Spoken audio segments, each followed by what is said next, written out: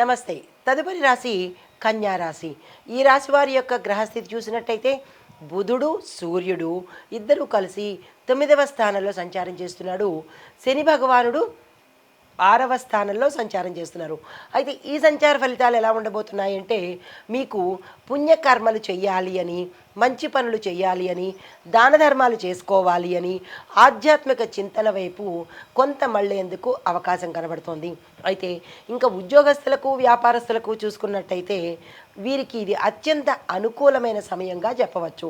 మీరు ఏ ప్రయోజనాలు ఆశించి ఈ వ్యాపారం చేస్తున్నారో అవి సక్సెస్ అవ్వడము, పెట్టుబడులు లాభాలు తెచ్చిపెట్టడము, వ్యాపార విస్తరణకు అనుకూలమైన కాలము. ఇంకా రాజకీయ నాయకులకు మీరు ఏ పదవిని ఆశిస్తున్నారో ఆ పదవిని పొందేందుకు తగిన అర్హత ఈ సమయంలో మీకు గోచరిస్తోంది. దీంతో పాటుగా ఉద్యోగాలలో ప్రమోషన్స్ రావడము, కొంతమందికి స్థానచలనాలు కూడా అయ్యే అవకాశము. ఆ స్థానచలనాలు ఇంటర్నల్గా కావచ్చు, అంటే మీరున్న పనిచేసే కార్యాలయంలో మీకు క్యాడర్ పెరగడం కావచ్చు, లేదా అంటే మిమ్మల్ని వేరే ప్రదేశానికి హై ప్యాకేజ్తో ప్రమోషన్ రీత్యా పంపించడం కానీ జరిగే అవకాశాలు కనబడుతున్నాయి. ఇంకా వ్యాపార వర్తక వాణిజ్య రంగంలో ఉన్న వారికి వారు చేసే వ్యాపారం కానీ వాణిజ్యపరంగా కానీ ప్రమోషన్స్కి వేరే స్థానాలలో వెళ్ళే అవకాశం కనబడుతోంది. ఎక్స్పోర్ట్ ఇంపోర్ట్ వ్యాపారస్తులకు, షేర్ మార్కెట్ వ్యాపారస్తులకు, లేదంటే షేర్స్ బిజినెస్ చేసే వాళ్లకు, ఫైనాన్స్ బిజినెస్ చేసే వాళ్లకు ఈ సమయం చాలా చక్కని సమయము.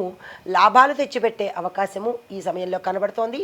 దీనికి సంబంధించిన పెట్టుబడులు పెట్టడం కానీ, లేదు అంటే వ్యాపారాన్ని విస్తరించుకోవడం కానీ, లేదా కొత్తగా వ్యాపారంలోకి రావడానికి కానీ ఈ సమయం చాలా చక్కగా ఉండబోతోంది. దానికి తగిన ప్రయత్నాలు చేసుకోండి. ఈ వ్యవసాయదారులకు చూసినట్టయితే కనుక మీకు పంటలు చేతికొచ్చే సమయంలో చిన్న ఇబ్బందులు రావడము, అంటే అంటే వర్షాలు లేకపోవడం, నీటి ఎద్దడి రావడం, పంట చేతికొస్తుంది కానీ లాస్ట్ మినిట్లో ఏదైనా చిన్న ఇబ్బంది కలిగే అవకాశం గోచరిస్తోంది. అది నీటి పరంగా కావచ్చు, క్రిమి కీటకాదుల పరంగా కావచ్చు. దానికి తగిన జాగ్రత్తలు ముందు నుంచే తీసుకోవాల్సిందిగా చూసినాం.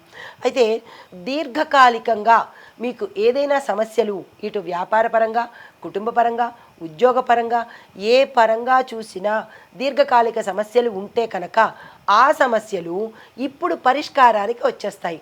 చాలా కాలంగా కోర్టు సమస్యలు కావచ్చు, లేదా అంటే ఏదైనా లీగల్ ఇష్యూస్ కావచ్చు, ఇలాంటివన్నీ మీకు ఈ సమయంలో పరిష్కారం అయిపోయి స్వాంతన జరిగే అవకాశం కనబడుతోంది.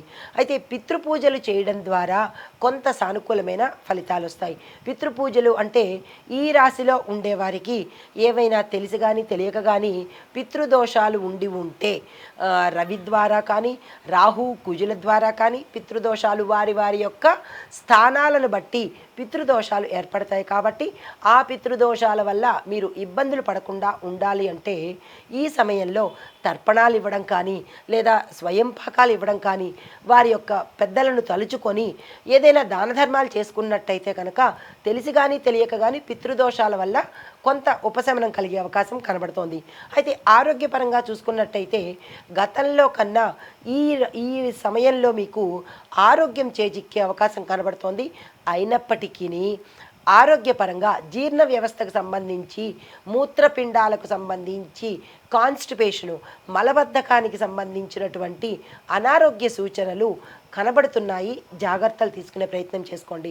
అయితే దీంతో పాటుగా మీకు గతంలో మీ స్నేహితులను ధనం కోసం కావచ్చు, మరి ఏ ఇతరత్రా పని కోసం కావచ్చు సహాయం అడిగి ఉంటే వారు ఈ సమయంలో మీకు సహాయం చేయడానికి ముందుకొచ్చే అవకాశం కనబడుతోంది.